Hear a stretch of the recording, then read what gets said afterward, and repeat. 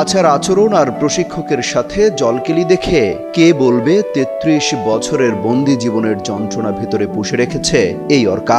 নিজের চেনা ভুবন কিংবা সঙ্গী সব ভুলে ১৯৯২ সালে অর্কাটির ঠাঁই হয় আর্জেন্টিনার এই অ্যাকোয়ারিয়ামে।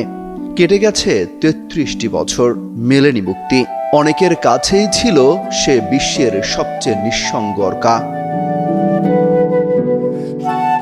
মাত্র ৩ বছর বয়সে সেই যে মুমূর্ষ অবস্থায় উপসাগর থেকে উদ্ধার হয়ে আসা, তারপর পুলে ঠাঁই, আর ফেরা হয়নি নিজ দুনিয়ায়। সেবা, চিকিৎসার প্রশিক্ষণের মধ্যেই কাটত তার দিন রাত। হয়তো অপেক্ষায় থাকত কখন মুক্তি মিলবে বন্দিদশার।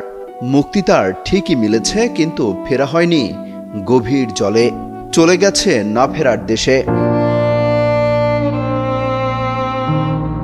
রোববার ৩৬ বছর বয়সে হৃদযন্ত্র বন্ধ হয়ে মারা যায় শামেঙ্ক নামের অর্কাটি।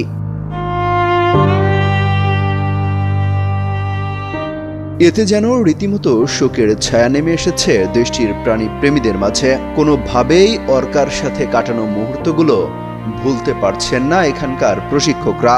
তারা বলছেন, আমরা তোমাকে চিরকাল ভালোবাসি শামেঙ্ক, তুমি আমাদের পরিবারের অংশ ছিলে। বলা হচ্ছে বার্ধক্যজনিত কারণে মারা গেছে অর্কাটি। অ্যাকোয়ারিয়াম কর্তৃপক্ষ জানায়, তাকে উদ্ধারের পর পুনর্বাসনের চেষ্টা ব্যর্থ হলে নিবিড় পরিচর্যার জন্য পার্কে স্থানান্তর করা হয়। অবশ্য তার এই বন্দিদশা নিয়ে বেশ সরব ছিল প্রাণী অধিকার কর্মীরা। বরাবরই সমালোচনা ছিল এই বিশাল প্রাণীর জন্য কোনোভাবেই ছোট্ট এই জায়গা উপযুক্ত না। অবশ্য কর্তৃপক্ষের যুক্তি ছিল, সে মানুষের সংস্পর্শে অভ্যস্ত হয়ে উঠেছিল এবং নিয়মিত স্বাস্থ্য পরীক্ষার অনুমতি দিচ্ছিল, ফলে তাকে রেখে দেয়া হয়। অবশেষে রোববার না ফেরার দেশে পাড়ি দেয় আর্জেন্টিনার শেষ বন্দী এই অর্কাটি।